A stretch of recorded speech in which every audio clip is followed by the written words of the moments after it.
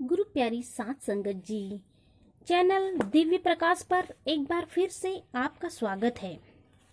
साथ संगत जी, आज की यह साखी सुनने के बाद आपके मन में मालिक के प्रति विश्वास इतना बढ़ जाएगा कि आपके मन में कभी फिर कोई सवाल नहीं आएगा कि परमात्मा हमारे अंग संग रहते हैं या नहीं। साथ संगत जी, एक गरीब सत्संगी जिसकी फलों की दुकान थी, पूरे परिवार की जिम्मेदारी उस अकेले पर ही थी। वह हर वक्त बाबा जी का नाम सिमरन किया करता था और भजन सिमरन को पूरा पूरा समय देता था।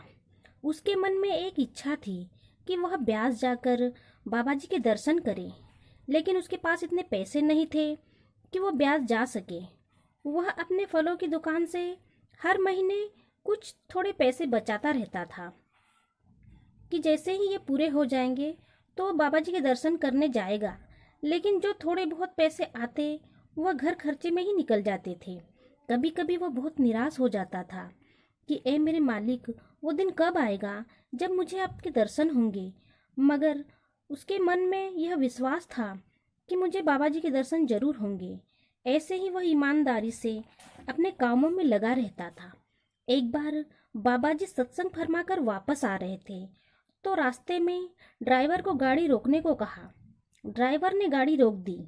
फिर बाबा जी ने सामने इशारा करते हुए कहा कि उस दुकान से कुछ फल ले आओ। ड्राइवर दुकान की तरफ गया और फल वाले से पूछा कि कैसे दिए फल। ड्राइवर ने देखा कि दुकान के कोने पर बाबा जी की तस्वीर रखी थी। ड्राइवर ने फल वाले से पूछा कि यह किसकी तस्वीर है। वह बोला, यह मेरे परमात्मा, मेरे मालिक की तस्वीर है। ड्राइवर ने पूछा कि क्या तुमने इनके दर्शन किए हैं। वह बोला, नहीं भाई, मगर मैं थोड़े थोड़े पैसे बचाता रहता हूँ ताकि मैं मेरे मालिक के दर्शन करने जा सकूं। ड्राइवर ने कहा कि जाओ, ये फल उस गाड़ी में बैठे मेरे मालिक को दे आओ। फल वाले ने फलों की टोकरी अपने हाथों में रखी और गाड़ी की तरफ गया। जब वहां जाकर उसने देखा तो मालिक उसके सामने बैठे थे।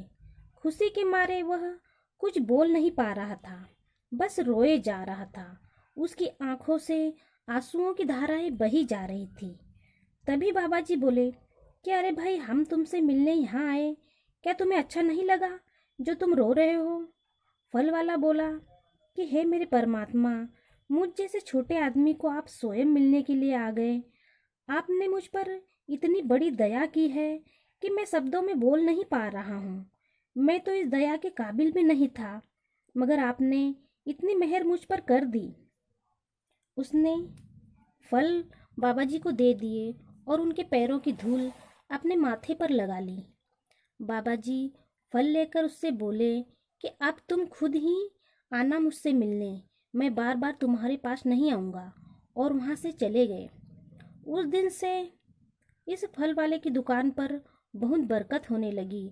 अब उसके पास इतना पैसा था कि वह अपना परिवार अच्छे से चलाने लगा और हर बार बाबा जी के दर्शन करने परिवार सहित ब्यास जाया करता था और वहाँ खूब सेवा किया करता था। साथ संगत जी, अगर हमारे मन में परमात्मा के दर्शनों की सच्ची तड़प उठे तो मालिक के दर्शन जरूर होते हैं, क्योंकि मालिक हमारे सच्चे भाव की कद्र करते हैं।